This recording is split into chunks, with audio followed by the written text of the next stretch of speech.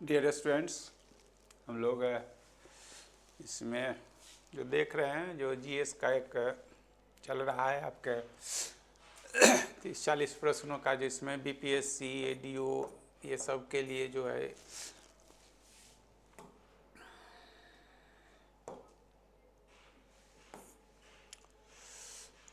इसमें ये सब के लिए उपयोगी है। जो ये आपको शनिवार रविवार आगे चल के रेगुलर हो जाएगा। इसमें 3-4 आपको वीडियो या क्लास का जो है फुल डिस्कशन मिल गया है। उसी कड़ी में आप ये चौथा आपका सेट है, इसमें भी है 35-40 प्रश्न, इसका फुल डिस्कशन ये रेगुलर आपको मिलता रहेगा। और सारा जो है सो हम लोग का जो क्लास फाउंडेशन का वो चल रहा है, या फिर एक जो है 99 का जो बैच है जिसमें 2000 से अधिक प्रश्नों का फुल डिस्कशन या एनालिसिस कहें, जो इस सब के लिए ज़्यादा उपयोगी है, वो भी शुरू हो गया है। तो इसमें आप टोटल जीएस का जो ऐप है उस पर आप प्ले स्टोर में आप देखेंगे, सब कुछ आपको मिल जाएगा। तो इस कड़ी में देखते हैं जो ये हम लोग का चल रहा है अभी चौथा सेट है, इसमें देखते हैं ये कौन कौन प्रश्न है। तो इसमें पहला प्रश्न है ये ज्योग्राफी का है, हिस्ट्री का है, सब जीएस का जो होता है बैलेंस होता है। लोग देखेंगे तो कहता है जे ग्रहों के गति का प्रतिपादित करने वाला ये है केपलर। ये जो है से जर्मनी का है, ठीक है ना। तो इस केपलर का जो सिद्धांत है इसको कहता ही है ग्रहों के गति का नियम, लॉ ऑफ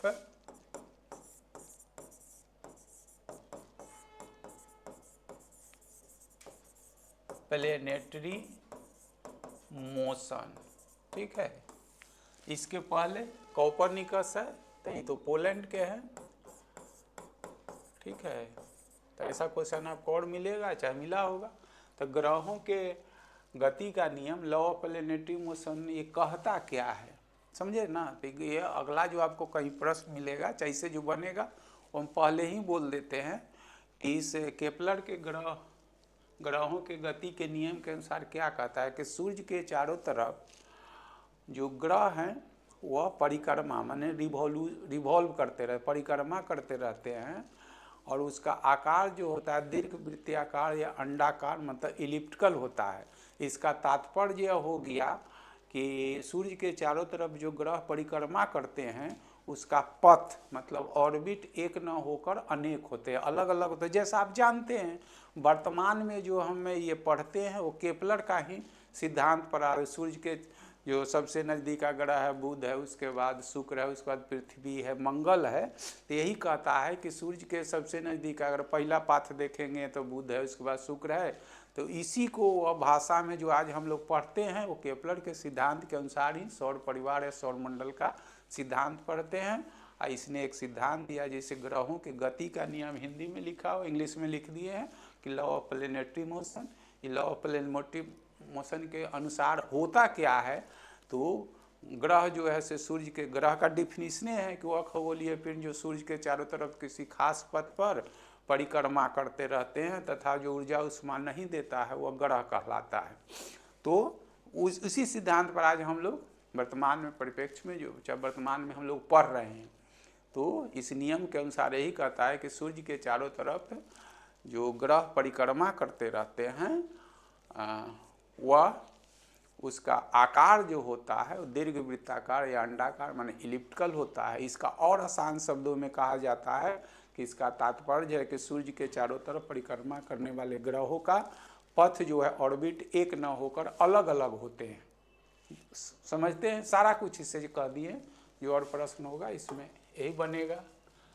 ये तो चर्चा हम लोग का एक अनुसार सौर मंडल के अवरोही क्रम means descending order,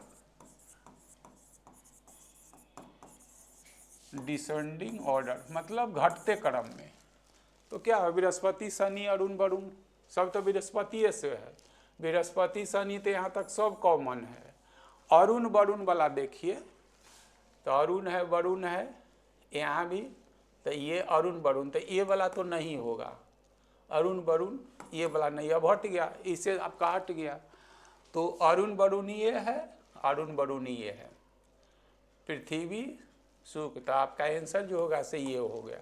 Brihaspati Shani Arun Varun पृथ्वी शुक्र मंगल, सबसे छोटा ग्रह जो है ये क्या हो गया, वैसे लिखा ही हुआ है, उसका सेंस वही हो गया, सबसे छोटा ग्रह ये हो गया। बड़ा तो पूछिए रहा है, ये क्या हो गया, सबसे बड़ा हो गया।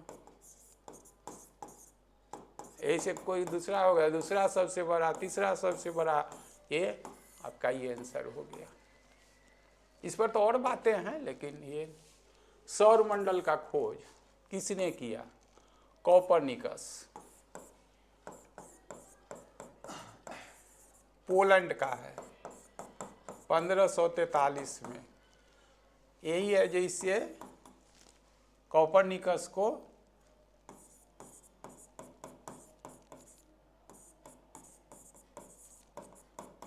खगोल विज्ञान का पितामह या पिता जो बोलते हैं भी कहा जाता है, समझ रहे हैं ना। ये कोपरनिकस जो है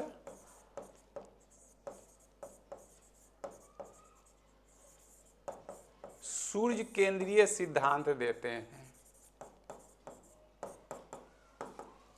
इसको इंग्लिश में हेलियो सेंट्रिक थ्योरी कहा जाता है। सारा कुछ इसे हम कर दिए जो आपका जरूरत है। केपलर तो अभी पढ़ भी किए थे, आज भी इसका तो कोई संबंध है नहीं। सौर मंडल का मतलब सूर्य एवं अन्य खगोलीय पिंड। निम्नलिखित में से कौन ऐसे दो ग्रह हैं जिसका शेष ग्रहों से सूर्य के चारों तरफ चक्कर लगाने का वामावर्त होता है, शुक्र और अरुण। ऐसे इसमें कुछ और चीज होना चाहिए, लेकिन जो क्वेश्चन है उसके अनुसार वेनस एंड यूरेनस, समझे, यही दो है। तो एक क्वेश्चन और ऐसा किए हुए, सबसे तीव्र गति से सूर्य का चक्कर लगाने वाला ग्रह बृहस्पति,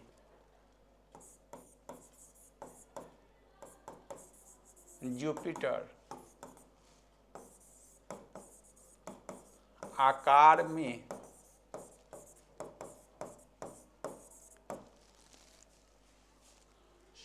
शोर उल्टा हो गया आप लोग का। सूर्य का चक्कर लगाने वाला, सूर्य का चक्कर लगाने वाला ये जो होगा बुध होगा, समझे। 28 दिन होता है सूर्य का चक्कर लगाने का मतलब परिक्रमण काल, समझे।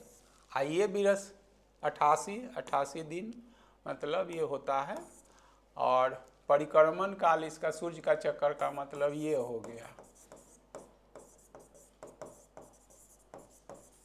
Revolutionary periods.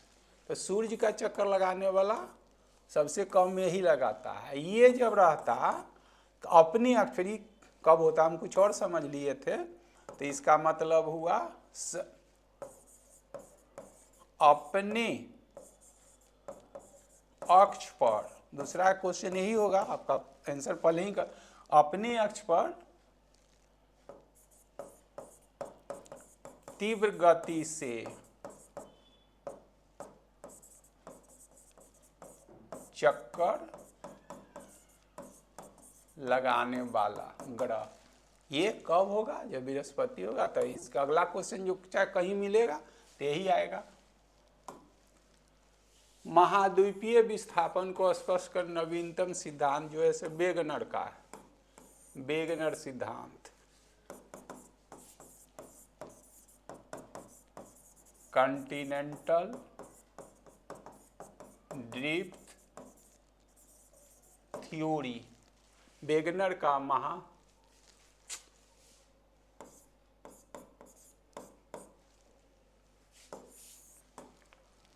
वेगनर का सिद्धांत जो है ये 1912 में दिया गया था।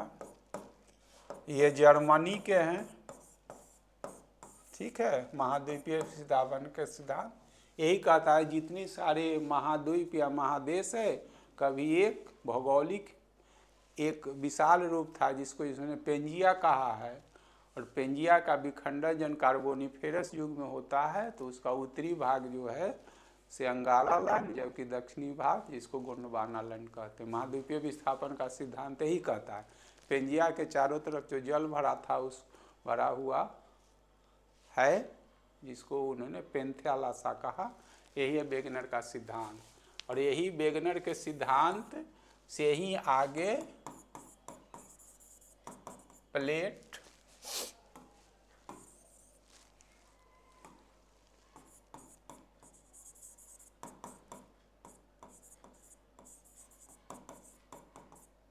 टेक्टोनिक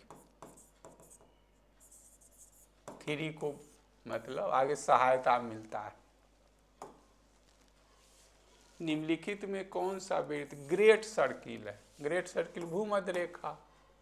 भूमध्य रेखा का मतलब 0 डिग्री अक्षांश, मतलब हो गया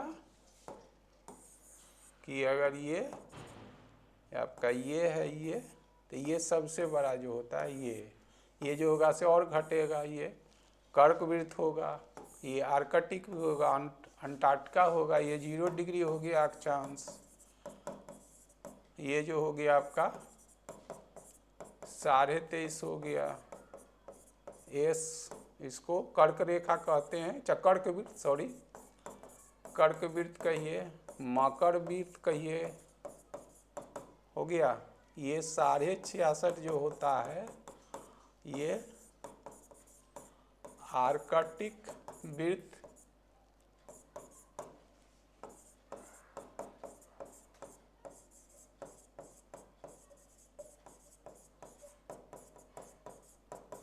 हो गया। इसका इतना मतलब हो रहा है। सब चीज तो आपको ईमेल लिख के में डालिए दे, कुछ पूछेगा तो यही है आपका। विश्व में सर्वाधिक ज्वालामुखी कहाँ मिलते हैं?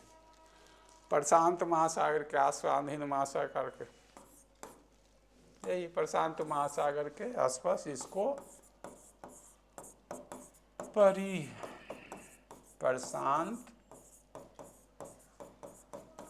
महासागर का क्षेत्र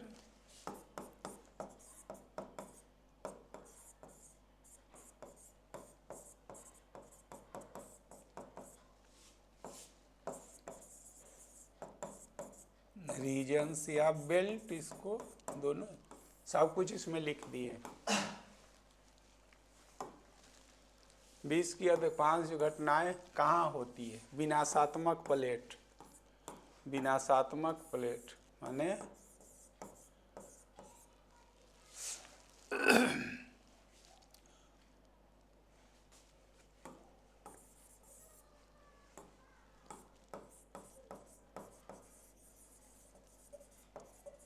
कन्वर्जेंस प्लेट, जिसको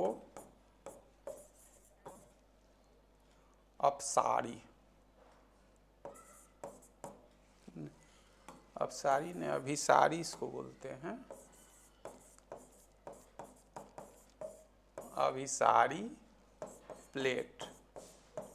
यानी इसका मतलब हो गया ये अगर प्लेट है तो ये है, ये जो दोनों तरफ मिलता है, इसको प्लेट का किनारा कहते हैं।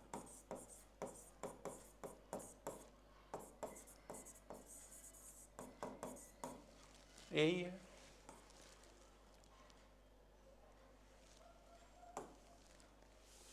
जानवरों वनस्पति सूक्ष्म जीवों के अवशेष किस प्रकार के चट्टानों? अवसादी।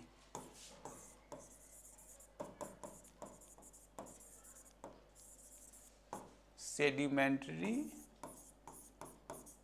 रॉक्स, इसे परतदार चट्टान भी कहा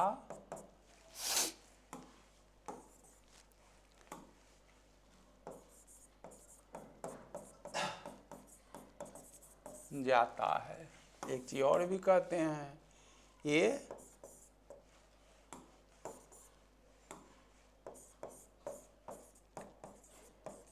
जीवाश्म युक्त होता है। आग्नेय को प्राथमिक चट्टान कहते हैं, मूल चट्टान। ये दोनों का रूपांतरित रूप है। अब आगे आपका हिस्ट्री। एशिया का रोशनी किसको? गौतम बुद्ध को। इसमें तो कुछ नहीं है, ऐसा इनका संदेश, इसका ऐसा विचार, ऐसे इसका उपदेश था, इस कारण सब रोशनी से क्या जागृत होता है लोग, इनके विचारों से। जियो और जीनो देव, जीने दो। महावीर, जैन धर्म के अंतिम यानी 24वें तीर्थंकर हो गया। कनिष्क के शासनकाल में चौथी बौद्ध संगीति कुंडलवन 78 एडी में, समझ गए। इसी में जो है आपका चौथी बौद्ध संगीति में बौद्ध धर्म दो स्पष्ट संप्रदायों, संप्रदाय मतलब सेक्स, धर्म नहीं बदला, संप्रदाय, संप्रदायों जैसे हीनयान,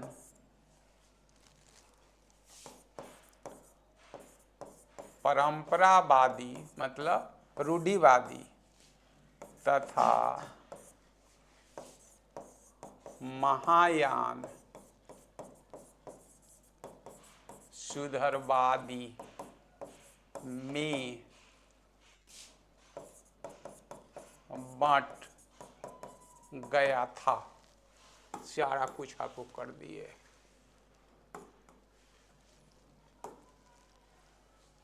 त्रिरत्न सिद्धांत सम्यक चरित्र किसका है? जैन धर्म का। मतलब right belief,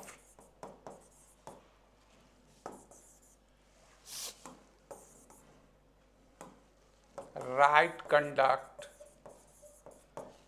then you will get right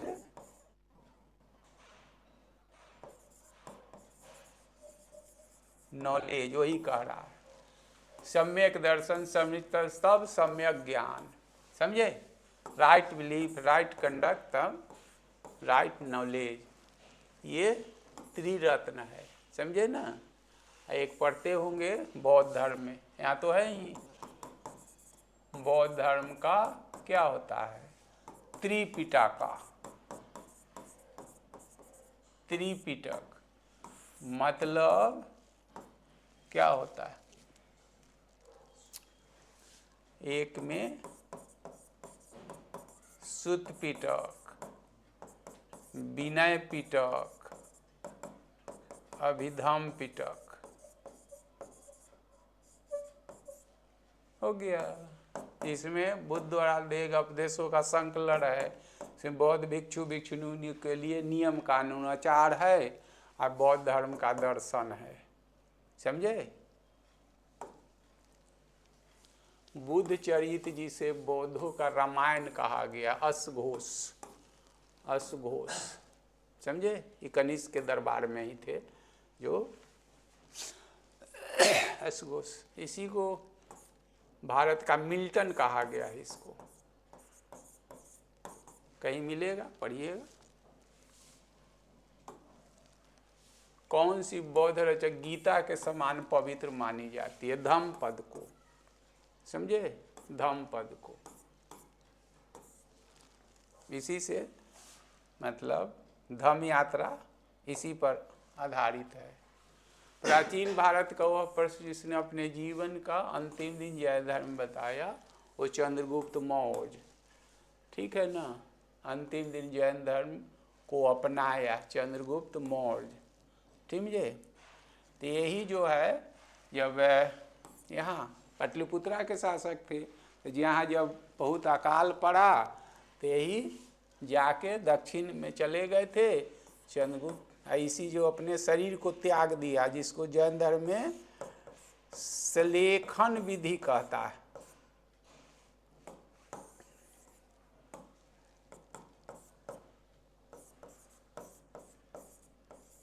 सलेखन विधि हो गया। सलेखन विधा मतलब अपने शरीर को त्याग देना, भूखे प्यास रह के, इसको जैन धर्म में सलेखन विधि कहता है, ठीक है। जब इसी के शासन काल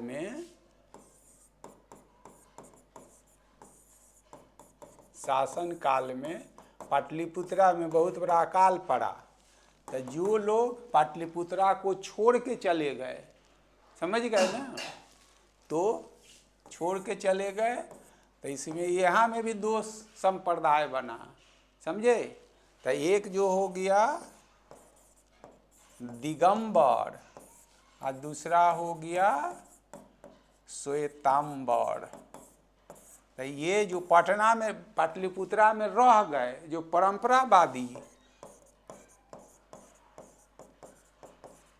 परंपरावादी या रूढ़िवादी जो लोग यहाँ रह गए और जो कष्ट को छोड़ के बाहर चल गए, तो ये क्या हो गया श्वेतांबर, मतलब सुधरवादी। ये दिगंबर जो होता है नग्न रहता है, इसका जो नग्न, और ये जो है से सफेद कपड़ा श्वेत कपड़ा पहनते हैं।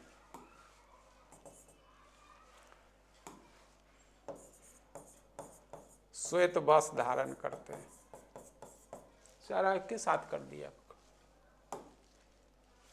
एरन अभिलेख, एरन अभिलेख किससे संबंध है? भानुगुप्त से। भानुगुप्त जो है ये गुप्त वंश का, ये एरन अभिलेख जो है 510 एडी का है। भारत में सती प्रथा का प्रथम साक्ष्य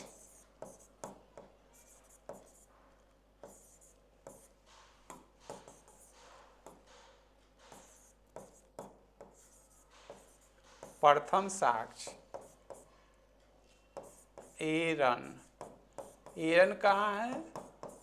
मध्य प्रदेश से प्राप्त हुआ है। इसका सेनापति की पत्नी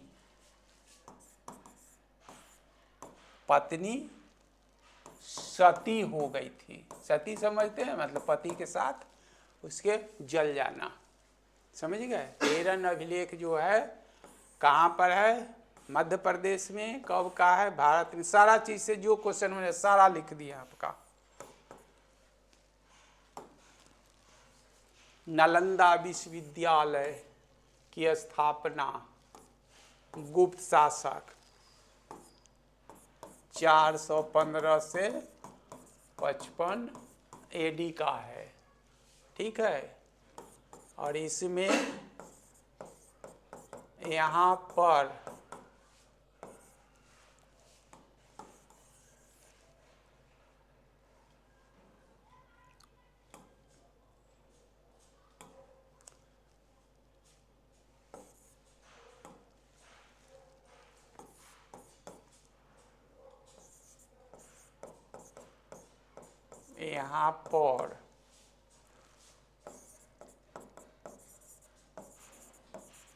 बौद्ध धर्म के, अगला जो आपका क्वेश्चन होगा महायान संप्रदाय कहिए या शाखा भी कह सकते हैं की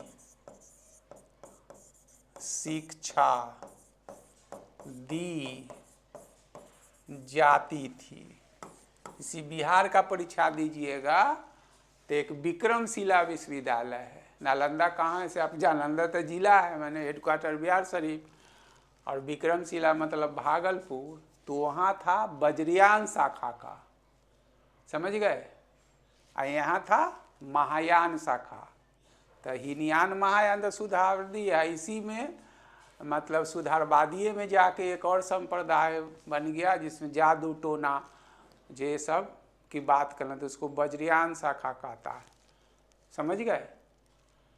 तो जो विक्रमशिला विश्वविद्यालय है जो भागलपुर में है, वहाँ पर वज्रयान शाखा का शिक्षा दिया जाता है, जादू टोना, मैजिक एंड स्पेल, समझ गए। इसका स्थापना किया था गुप्त शासक कुमार गुप्त, और विक्रमशिला विश्वविद्यालय का पाल शासक धर्मपाल। जितना कुछ जो क्वेश्चन जो इधर इर्द गिर्द होता है सब हम एक के साथ बोल देते हैं, प्रश्न रहे चाहे न रहे, जो पढ़ना है आप यही पढ़िएगा। सोमनाथ मंदिर फेमस है, महमूद गजनवी। इसके बाद महमूद गजनवी के क्या आया, मोहम्मद गोरी। इसी का सेनापति जो था ऐबक था। यही ने दिल्ली में दास वंश का स्थापना किया। ये सब गुत्थी सुलझा लीजिए। और उस समय ये था, इसमें क्या कह सुनने कुछ है नहीं। सबसे वो तो 17-12 आक्रमण किया, लेकिन 1025 वाला जो है वो सोमनाथ मंदिर। सोमनाथ मंदिर में है, कभी पूछा जाता है यहाँ किस चीज़ की मूर्ति है, किस चीज़ की पूजा होती है, तो शिव की, समझे। पूछेगा क्या, पूछा ही जाता है, शिव की मूर्ति है, यहाँ पूजा होती है। आगे आपका ये संविधान की संविधान संशोधन, राजलोक सेवा आयोग के अध्यक्ष हुए 60 से 42वां संविधान संशोधन 1976। 42वां संविधान संशोधन को ही इतना नहीं इसमें हुआ कि लघु संविधान इसको कहा जाता है, तो और कुछ है नहीं। केंद्र राज्य मंत्री पर सदस्य की संख्या क्रमशः लोकसभा विधान से कुल सदस्यों की संख्या कितनी होनी चाहिए, 15%। 15%, समझ रहे हैं ना। आइए 15% जो किया गया है 91 संविधान संशोधन 2003 के द्वारा। जो अगला क्वेश्चन आपका आएगा वो पहले ही हम आपको लिख दे रहे हैं, समझा। इसमें आप लिखिएगा 91 संविधान संशोधन द्वारा लोकसभा विधानसभा के कुल सदस्यों की संख्या में मंत्री कितना होना चाहिए, मंत्री प्रतिशत जो होना से 15% से अधिक नहीं होना चाहिए, समझ गए। बिहार है चाहे केंद्र में है, जो सब है 91 संविधान से। वह केंद्र शासित प्रदेश जहाँ विधानसभा है, दिल्ली और पांडिचेरी, ठीक है ना। और दिल्ली और पांडिचेरी जो है से जब विधानसभा है तो स्वाभाविक है, यानी विधानसभा है तो विधानसभा है मतलब विधानमंडल में, जैसे विधानमंडल होता है, विधानमंडल तो इसका 2 भाग होता है। एक जो होता है द्विसदनीय, समझे, एक होता है एक सदनीय, मतलब बाई कैमरल, यूनी कैमरल। तो बाई कैमरल जहाँ होगा क्या होगा, विधान परिषद होगा और विधान सभा होगा। तो यहाँ पर एक ही गो है, तो केवल जो होगा विधानसभा होगा। विधानसभा के सदस्य को एमएलए और यहाँ वाला को एमएलसी, समझे।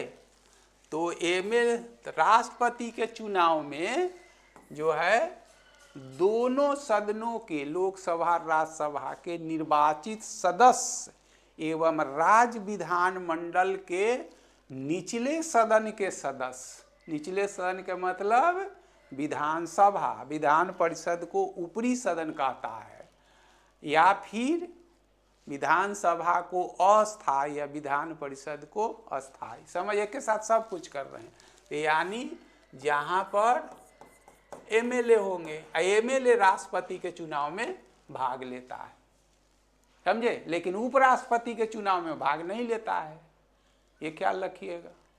उपराष्ट्रपति के मतलब राष्ट्रपति के निर्वाचक मंडल में संसद के दोनों सदनों यानी लोकसभा तथा राज्यसभा के निर्वाचित सदस्य यानी इलेक्टेड मेंबर एलोंग विथ राज्य विधान मंडल के निचले सदन के सदस्य यानी एमएलए भाग लेते हैं। लेकिन उपराष्ट्रपति का जब चुनाव होता है तो दोनों सदनों के निर्वाचित सदस्य एमएलए भाग नहीं लेते हैं, समझे। लेकिन राष्ट्रपति पर अगर महाभियोग लगाना होता है तो उसमें नामित सदस्य भी हिस्सा लेते हैं। तो ये सब तो जब प्रॉपर सब क्लास होता है तो पढ़ते हैं, जितना संभव है हम बोल देते हैं आप लोग को। भारत के संविधान में प्रस्तावना में पहला संशोधन 1976 में यानी 42 में संविधान जिसको संशोधन कहते हैं वही बार हुआ था। भारत पहला संविधान जो है, इसी में जो है जो आप पढ़ते हैं समाजवादी, सेकुलर, सोशलिस्टिक जो शब्द जोड़ा गया था इसी से जोड़ा गया था।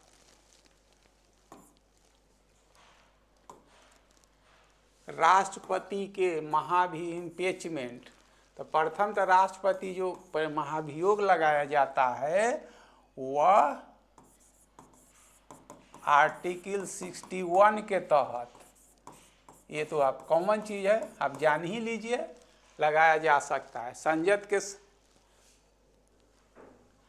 केवल लोकसभा में, केवल राज्यसभा में, संसद नहीं, संसद के कोई भी सदन में, मतलब दोनों सदन में। संयुक्त अधिवेशन से इसका कोई मतलब नहीं, संयुक्त अधिवेशन से इसका कोई मतलब है, केवल लोकसभा में नहीं, संसद के दोनों सदन में, समझे। और राष्ट्रपति के निर्वाचक मंडल में बताए हैं ना, ये दोनों सदनों के मानी लोकसभा राज्यसभा के निर्वाचित सदस्य तथा राज्य विधानमंडल के निचले सदन के सदस्य माने विधानसभा यानी एमएलए भाग लेते हैं। लेकिन जब महाभियोग की बात आती है तो उसमें निर्वाचित के साथ साथ नामित नॉमिनेटेड सदस्य भी भाग लेते हैं। आपातकाल की घोषणा का अनुमोदन संसद द्वारा कितनी में होना चाहिए? तो आपातकाल का मतलब है जो है आर्टिकल 352 के तहत बात करता है, तो 1 महीना, समझे। तो ऐसे आप समझ लीजिए इसको।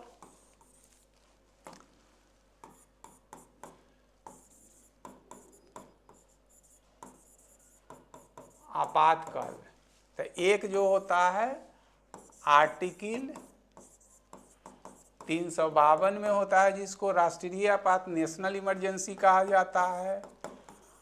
आर्टिकल 356 जो होता है जिसको प्रेसिडेंट रूल कहा जाता है, कॉन्स्टिट्यूशनल डेडलॉक। और तीसरा जो होता है आर्टिकल 360 होता है जिसको फिनेंशियल इमरजेंसी कहता है। तो ये लगा तो दिया गया, तो ये जो है से 1 माह में होना चाहिए, यही आपसे पूछ रहा है, समझे। इस सब का कोई संबंध नहीं है इस से। ये जो है से 2 माह है, ये भी 2 माह है, यह भी पहले 2 माह ही था, लेकिन 44वें संविधान संशोधन 1978 द्वारा ये 2 माह से 1 माह कर दिया गया। समझ गए? तो एक्स्ट्रा कभी दूसरा क्वेश्चन होगा तो, लेकिन आपका यही संविधान सभा की प्रथम बैठक 9 दिसंबर 1946 को हुआ था ना। इसी में अस्थाई अध्यक्ष के रूप में बिहार के ही सच्चिदानंद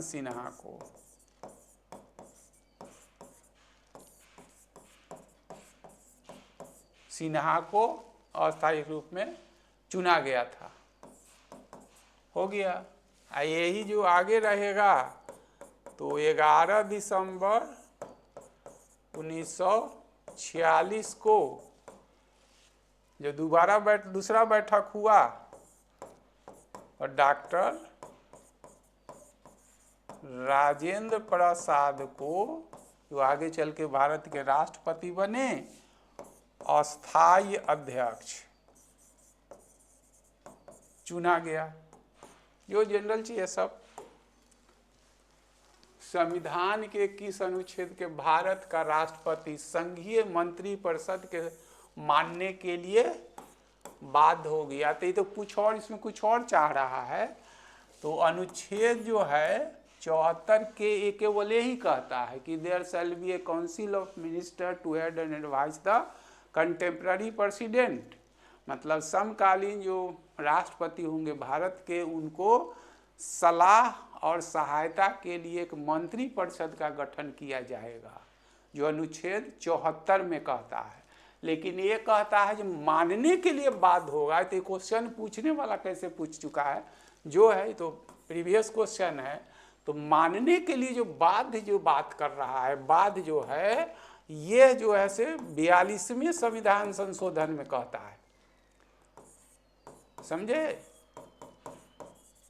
42वें संविधान संशोधन 1976 में ये कर दिया गया। जो हमारा मंत्री परिषद है उसका सलाह मानने के लिए राष्ट्रपति जो है से बाध्य होंगे। समझे? तो इसमें 2 क्वेश्चन है। ये 74 कहता है ये एक मंत्री परिषद होगा। आर्टिकल 74 जो कहता है माने there shall be a council of minister, shall be a, वही जो हिंदी में कहता है there shall be a council of ministers to aid and advise the contemporary, समकालीन कंटेम्प्रेरी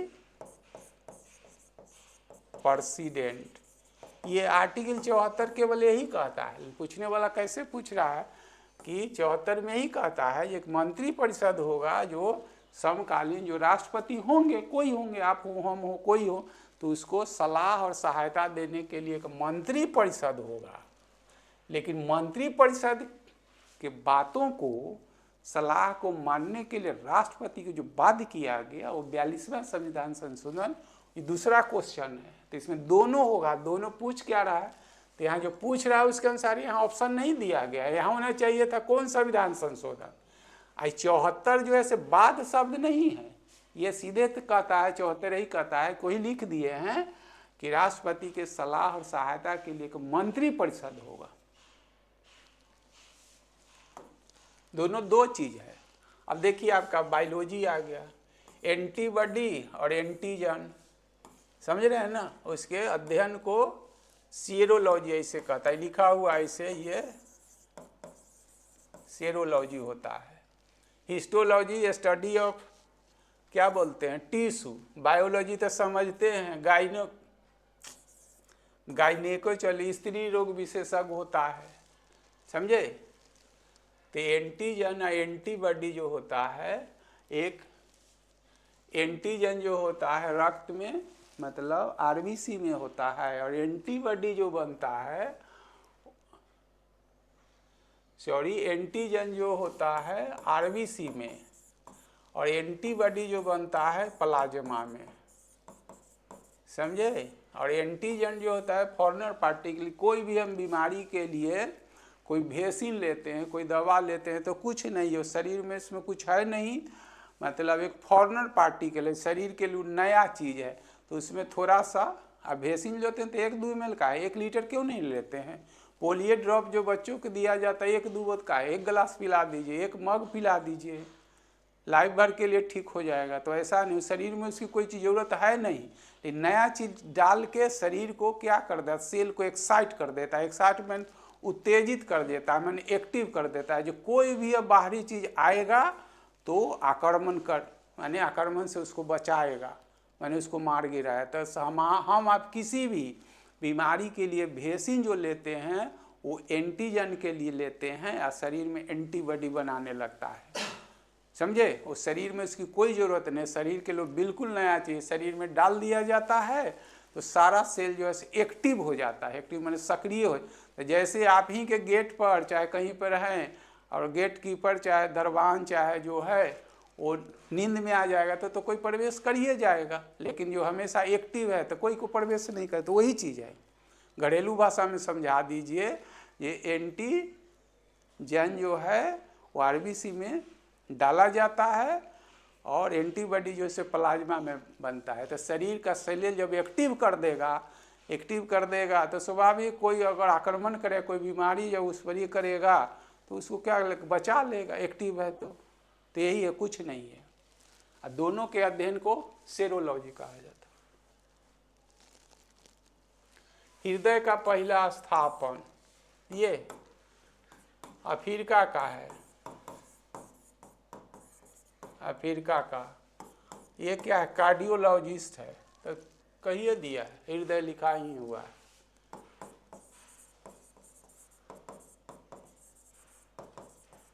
कार्डियोलॉजिस्ट है। विलियम हार्वे ब्लड सर्कुलेशन को देते हैं इसको। तो मनुष्य में नर गुणसूत्र किसका होता है, इसका होता है, इसका होता है, समझे, नर। यहीं पर क्या रहता, महिला रहता, तो एक सेक्स होता। बहुत सिंपल चीज़ है, नहीं। ये सब तो बीमारी पढ़ाएंगे, एक बीमारी हो जाता है, ये तो बीमारी नहीं है, ठीक है ना। इसके जगह पर एक और एक्स हो जाता है, तो ये तो बीमारी जब पढ़िए, डिजीज पढ़िएगा हेरिडिटरी डिजीज, तो उसमें बात करेंगे। अभी तो सिंपल सा क्वेश्चन है। जीन कहाँ अवस्थित रहता है, गुणसूत्र में, समझे, गुणसूत्र में। तो इसको ऐसे समझिए, एक में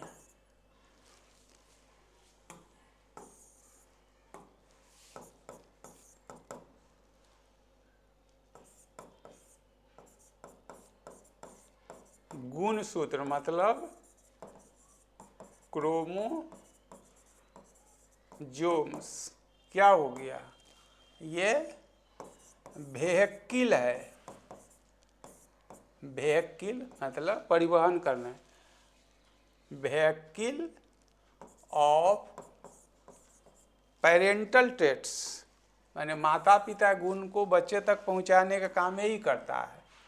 मतलब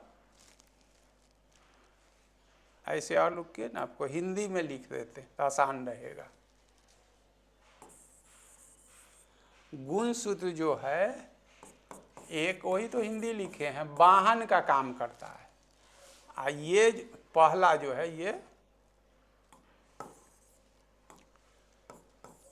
और दूसरा जो है वो जीन है, गुणसूत्र पर ही जीन रहता है। ये क्या है, सवारी है, मतलब ये वाहन है, मतलब व्हीकल है, उस पर ये पैसेंजर है। तो इसमें एक और भी चीज़ होगा, जो सवारी कहीं जाके तो रुकेगा ना, तो नई पीढ़ी जो होगा, नई पीढ़ी इसका क्या होगा, अगला स्टेशन होगा पड़ाव। ऐसे दिमाग में सेट कर लीजिएगा। तो गुण सूत्र पर ही जीन रहते हैं। तो गुण सूत्र क्या काम है, ढोना। किस चीज को, गुण को। तो जीन क्या है, माता पिता गुण बच्चे तक पहुंचते हैं, किसके द्वारा, गुण सूत्र के द्वारा। आज जो जहां से लेके चला माता पिता है, और जाके कहाँ रुकेगा, तो पड़ाव स्टेशन। नई पीढ़ी माने क्या हो गया, बेटा बेटी चाहे बच्चे जो हो गया वो क्या हो गया, एक गुत्थी सुलझा लीजिएगा, सब कुछ लिख दिए हैं। गोल कृमि या निमेटोइड, समझ रहे, निमेटोइड, गोल कृमि, प्लेटी, जिसको हिंदी में कहता है फीता कृमि।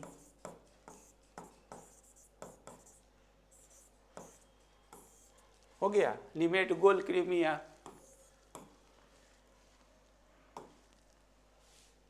पेचिस या एमिएबिएसिस, पेचिस मतलब डिसेंट्री,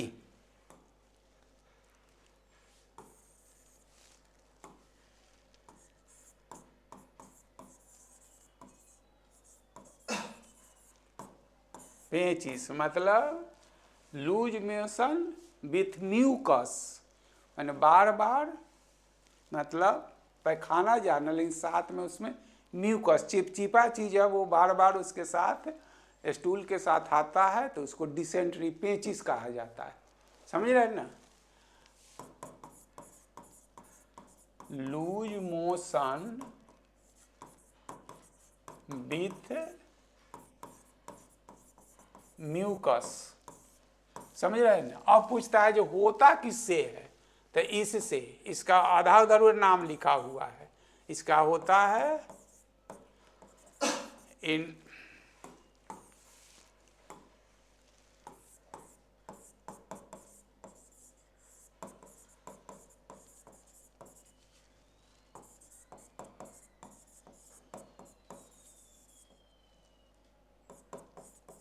पूरा इससे होता है, ठीक है।